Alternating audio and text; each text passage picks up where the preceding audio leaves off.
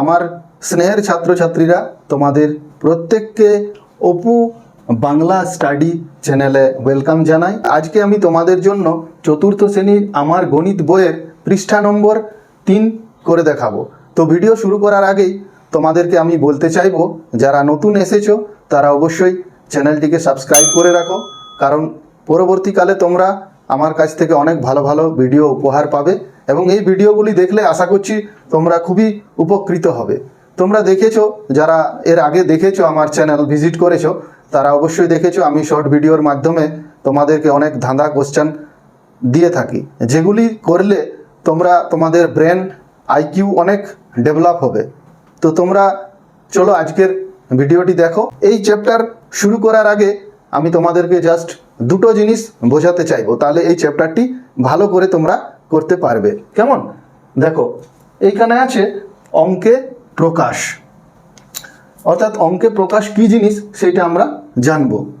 তো দেখা যাক, একটি সংখ্যায় থাকা অঙ্কগুলিকে পরপর পাশাপাশি লিখে প্রকাশ করাকে বলা হয় অঙ্কে প্রকাশ। কেমন? একটি উদাহরণ দিয়ে আমি দেখিয়েছি 192। এটাকে যদি তুমি অঙ্কে লিখো তাহলে কি হবে?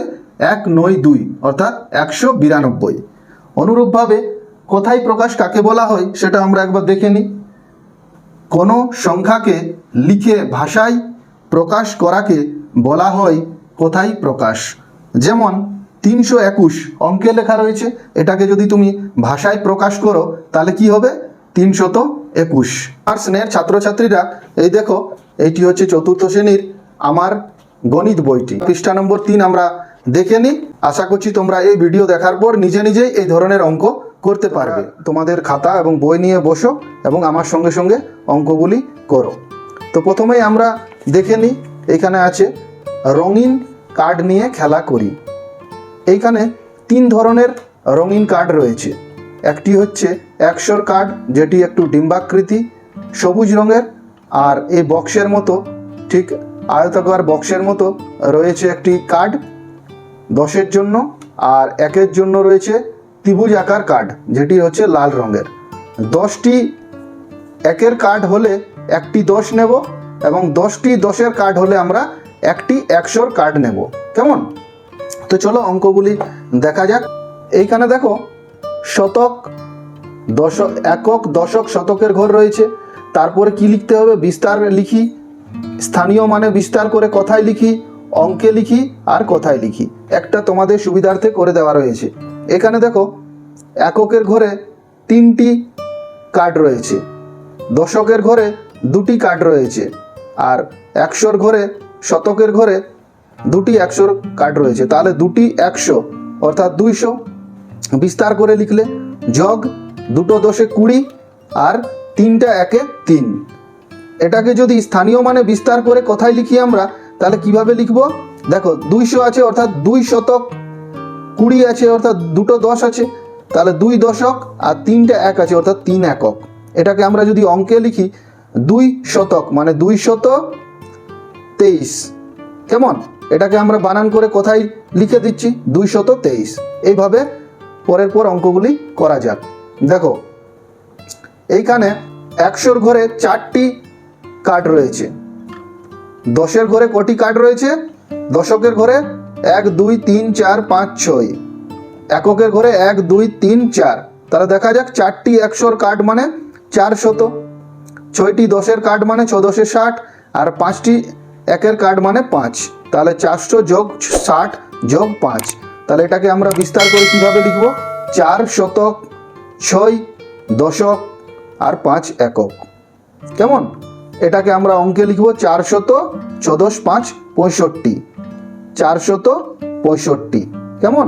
তোমরা খাতায় লিখতে থাকো বা বইয়ে ফিল আপ করতে থাকো। এইবার দেখো 103টি কার্ড রয়েছে অর্থাৎ 300, 10-এর কার্ড রয়েছে 5টি, 1 2 3 4 5 অর্থাৎ 5 10 50, আর 4-এর কার্ড রয়েছে, 1-এর কার্ড রয়েছে 4টি অর্থাৎ 4 1 4। 300 যোগ 50 যোগ 4 হয়ে গেল 3 শতক, 5 দশক, 4 একক। কেমন? তাহলে 354। এটাকে আমরা কোথায় লিখে নেব? 354। এইবার দেখো বিস্তার করে লেখা রয়েছে, এইখান থেকে আমরা একক দশক শতকের ঘরগুলি ফিল আপ করবো, কার্ডের ঘরগুলি। তাহলে দেখো 100 আছে, মানে একটা 100-র কার্ড নেব। 30 আছে, অর্থাৎ 3 10-এ 30 হয়, তার জন্য 10-এর কার্ড আমরা 3টে নেব, 1টা 2টো 3টা। আর 2 আছে, অর্থাৎ 1-এর কার্ড আমরা 2টো নেব। কেমন? তাহলে এইখানে দেখো 100, 3 দশক আর 2 একক। এইবার দেখো অঙ্কে লিখেছি আমরা এটাকে 132। কোথায় লিখেছি আমরা এটাকে? 132। পরের দেখো আবার বিস্তার করে লেখা রয়েছে, এটাকে এই কার্ডগুলো দিয়ে ফিল আপ করতে হবে। তাহলে আমরা প্রথম 100-র কার্ড ফিল আপ করি। এখানে 500 আছে, অর্থাৎ 5টা আমাদেরকে 100-র কার্ড নিতে হবে। 1 2 3 4 5। 40 আছে, অর্থাৎ 4টা আমাদেরকে 10-এর কার্ড নিতে হবে। 4 10-এ 40 হয়, তার জন্য 1 2 3 4। আর 9 আছে, অর্থাৎ 1-এর কার্ড আমাদেরকে 9টি নিতে হবে। 1 2 3 4 5 6 7 8 9 হয়ে গেল। এইবার এটাকে আমরা স্থানীয় মানে বিস্তার করে লিখব। 5 শতক, 4 দশক, 9 একক। কেমন? অঙ্কে লিখলে কি হবে? 549। 549 কোথায় লিখি? এইবার দেখো এইখানে শুধুমাত্র অঙ্কে লেখা রয়েছে 255। সর্বপ্রথম এই ঘরটা করি, কার্ডের ঘরগুলো। 2 শতক, অর্থাৎ 2টি 100 আছে। 5 10 5 55, অর্থাৎ 5টি দশক আছে। 1 2 3 4 5। আর 5টি 1 আছে, অর্থাৎ 1 2 3 4 5। তাহলে এটা আমরা কিভাবে বিস্তার করে লিখব? 2টো 100, অর্থাৎ 200 যোগ 50। 5টি 10 আছে তার জন্য, আর 5টি 1। এবার এটাকে আমরা স্থানীয় মানে বিস্তার করে লিখব। 2 শতক, 5 দশক, 5 একক। কেমন? আশা করছি তোমরা বুঝতে পারছো। এইবার দেখো এটাকে আমরা কোথায় লিখে নিই? 255। কেমন? এইবার দেখো এই ঘরটাতে আবার রয়েছে, অঙ্কে লিখি 780, অর্থাৎ 700, অর্থাৎ 7টা 100-র কার্ড নিতে হবে। তো চলো আমরা প্রথমে শতকের ঘর ফিল আপ করি। কেমন? এই যে শতকের ঘর, 7টা 100-র কার্ড নিতে হবে। 1 2 3 4 5 6 7। 700 হয়ে গেল। এইবার 80, অর্থাৎ 8 10-এ 80 হয়, তাহলে আমরা 10-এর কার্ড কটা নেব? 8টি। 1 2 3 4 5 6 7 8। তাহলে 780। এইখানে এককের কিছু নেই, তার জন্য এটা ফাঁকা থাকলো। তাহলে 700 যুক্ত 80। তাহলে এটা আমরা স্থানীয় মানে বিস্তার করে কিভাবে লিখব? 7 শতক 8 দশক। এই দিকটা কোথায় লিখি? 780। কেমন? এইবার দেখো এইখানে কোথায় লেখা রয়েছে? 409। তাহলে আমরা অঙ্কে লিখি 409, এইভাবে লিখলাম। এইবার আমরা এই ঘরটা করি। 400, অর্থাৎ 100-র কার্ড 4টে। 1 2 3 4 9, অর্থাৎ 9টা 1। 1 2 3 4 5 6 7 8 9। এখানে দশকের ঘর নেই, তার জন্য দশকের ঘর ফাঁকা। এবার আমরা এটাকে স্থানীয় মানে বিস্তার করে লিখি। 4 শতক 9 একক। কেমন? 409 409। এইবার সবচেয়ে শেষে আবার দেখো কোথায় লেখা রয়েছে? 759।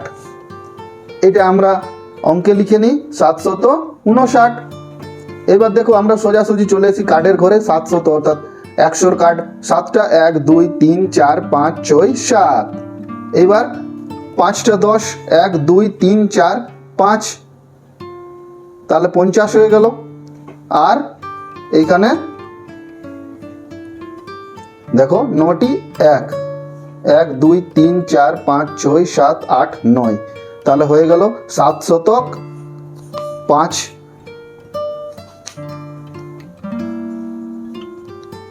দশক 9 একক, অর্থাৎ 759। কেমন? তাহলে এই চ্যাপ্টারটি কমপ্লিট হয়ে গেল। আশা করছি তোমরা বুঝতে পেরেছো। এইভাবে তোমরা আমার ভিডিওগুলি দেখতে থাকো। আশা করছি তোমরা বুঝতে পারবে এবং উপকৃত হবে। আমি বিভিন্ন ক্লাসের বিভিন্ন চ্যাপ্টারের পড়া তোমাদের কাছে তুলে ধরবো। তোমরা অবশ্যই চ্যানেলটি সাবস্ক্রাইব করবে এবং বন্ধুদেরকে অবশ্যই ভিডিওগুলি শেয়ার করবে। কেমন? তো আজকে আসছি। তোমরা ভালো থাকবে, সুস্থ থাকবে এবং খুব ভালো করে মন দিয়ে পড়াশোনা করবে।